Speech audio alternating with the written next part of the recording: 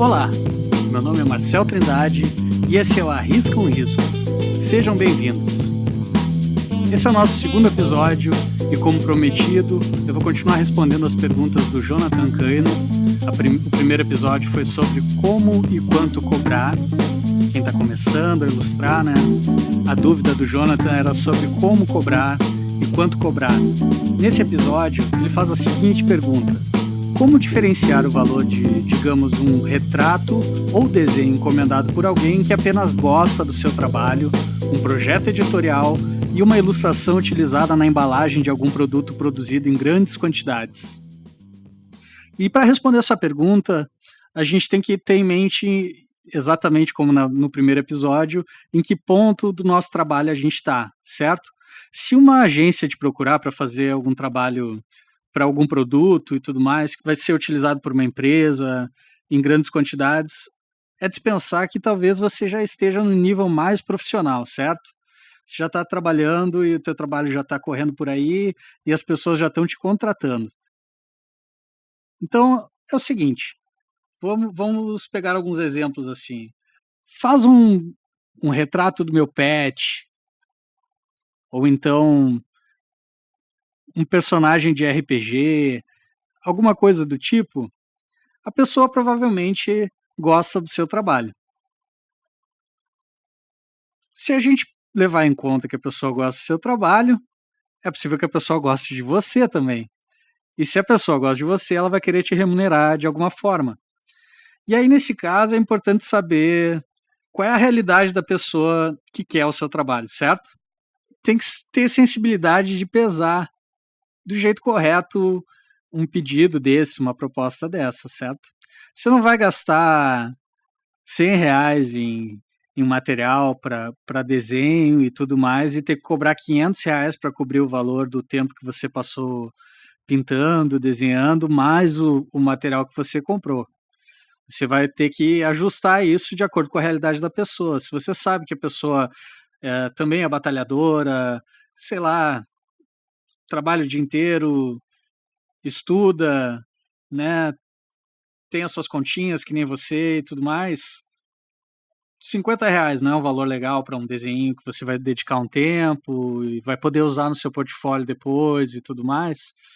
R$100, se a pessoa for tranquila, com grana.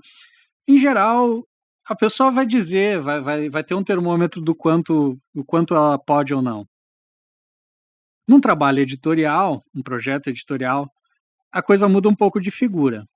Se você for trabalhar para uma editora, a editora vai dizer, em geral, quanto ela tem disponível para aquele projeto, ou então ela vai solicitar um orçamento que você passe relacionado àquele projeto. Ela vai especificar, o projeto vai ter tantas páginas, mais capa, precisa ser entregue até a data tal, e aí dentro desses parâmetros e do que a gente conversou no episódio passado, você vai calcular o seu valor. Tem uma coisa que não acontece muito no mercado brasileiro, mas que eu acho que deveria, e que talvez seja uma coisa que a gente, como a classe de ilustradores, tem que começar a exigir. Tenho trabalhado com algumas editoras fora do país e é de praxe que essa editora, quando formula o contrato com você pelo trabalho que você vai realizar, eles geralmente fazem a proposta de um adiantamento, que seria o valor para comprometer você com o trabalho durante o período antes do trabalho ir para a gráfica, ser impresso e começar a ser distribuído, e esse é o valor do adiantamento, que seria o valor que você pediria pelo trabalho. Convertendo em reais, talvez seja R$2.500, R$3.000 por um livro de 20 páginas, como um exemplo. Então, depois desse valor, existe uma margem entre 2% e 6% do valor de capa. Ou seja, se o livro custar R$40, você vai ganhar porcentagem desse valor, entre 2% e 6%, para cada livro vendido. Com as editoras que eu trabalhei aqui no Brasil, mais especificamente em Porto Alegre, não cheguei a trabalhar com nenhuma editora fora de Porto Alegre ou região, trabalhei com algumas editoras de Novo Hamburgo. É muito difícil você conseguir um acordo desse tipo. Seria necessário. Seria necessário pelo seguinte: você, como ilustrador, produz uma capa e produz as ilustrações em cima do texto que lhe foi passado. O autor, ele já recebe pouco. O máximo que um autor recebe no Brasil de direitos autorais num livro é cerca de 10, 15%. Acredito que os autores muito bem-sucedidos, um Lourenço Mutarelli da vida. Você vai produzir todas as imagens para aquele livro que ele vai ser reproduzido milhares de vezes. E a editora vai manter vai reter a sua arte, que pode ou não ser reutilizada quantas vezes eles quiserem. Eles podem reeditar e republicar o livro com as suas artes quantas vezes eles quiserem. Então, o ideal seria ter um contrato firmado desde o começo do trabalho que determinasse que você tem que ser ressarcido para cada reprodução que aquilo tiver depois. Eles vão alegar que eles não têm como ter controle de vendas, eles vão alegar, enfim, N razões. Mas é como o mercado deveria funcionar, porque se ele funciona assim em outros lugares, ele teria condições de funcionar aqui também. Embora aqui a gente esteja com o mercado editorial bem sucateado, mas isso é uma questão da cultura em geral. Em relação ao último cenário que ele pergunta aqui, né? Uma ilustração utilizada na embalagem de algum produto em grandes quantidades.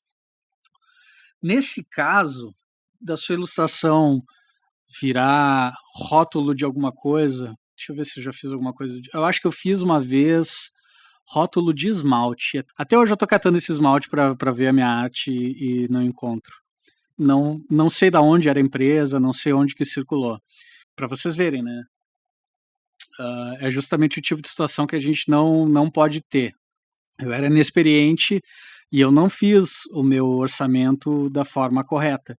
Eu devia ter questionado um pouco mais a agência sobre para qual empresa seria, para eu poder pesquisar, né? Qual é o tamanho dessa empresa? Por quanto tempo eles vão distribuir esse produto com o rótulo que eu estou produzindo, que eu estou desenhando, né? Com a arte que eu estou produzindo? E, de novo, vai depender do cenário onde tu tá.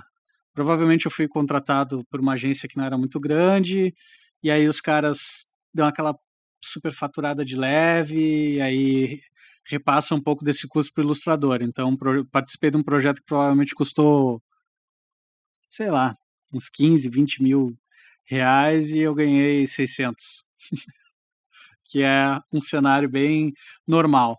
Mas então o que a gente tem que levar em conta, e se vocês procurarem alguma orientação em lugares como a SIB, por exemplo, SIB, pesquisa lá no Google por Sociedade dos Ilustradores do Brasil, vocês vão encontrar uma espécie de guia de sobrevivência, tá? Vocês vão encontrar alguns modelos de contratos de direitos autorais, vocês vão encontrar uma tabela de referência de valores, e aí vocês vão ter que adaptar isso para a própria realidade. Os clientes sempre vão querer negociar, eles sempre vão querer dar uma pechinchada. E aí que você tem que saber onde que você crava o pé e não baixa mais. Mas se você parar para analisar um trabalho que vai ter uma distribuição nacional e uma reprodutibilidade gigantesca, vai ser reproduzido milhares, centenas, milhões de vezes, ele tem que retornar esse valor para você, porque afinal de contas o seu trabalho está agregando valor àquele produto e esse valor está sendo repassado para o cliente. Esse valor tem que voltar de alguma forma para você. Em geral, com agência, o ideal é cobrar antes. Cobrem antes. Evitem fazer trabalhos onde vocês não recebam nada. É muito fácil um cliente solicitar um trabalho e no meio do trabalho ele mudar de ideia, depois que você já mandou várias versões e já ajeitou várias coisas, e aí você só precisava de mais um pouquinho para finalizar, e quando vê o seu trabalho passa para a mão de outro que vai pegar o que você fez até ali e seguir adiante. Infelizmente, os clientes acham que isso não é antiético, então a gente tem que educar eles. Então sempre cobre pelo menos 50% para começar um projeto e os outros 50% antes da entrega final. Então é isso, pessoal. alguém ficou com alguma dúvida, gostaria que eu explicasse algo no próximo episódio, por favor, envie um e-mail para contacts@marceltrindade.com.br e eu vou ficar muito feliz em receber e-mail, porque eu vou saber que tem alguém ouvindo. É meio esquisito ficar aqui falando sozinho e não saber se alguém está ouvindo isso ou não. Até a próxima, pessoal. Valeu!